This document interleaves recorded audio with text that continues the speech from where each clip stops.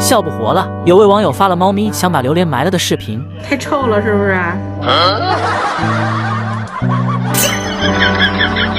接着又有网友说，我家虎斑也想埋了榴莲。哎呦我的妈！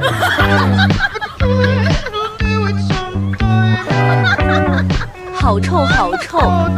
紧接着又有女网友说，我家蓝白想埋的是螺蛳粉。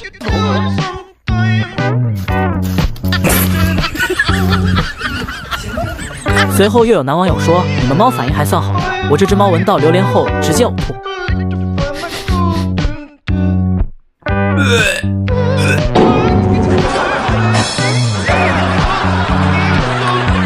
接着又有网友说，巧了，我家的奶牛猫也受不了这个味道。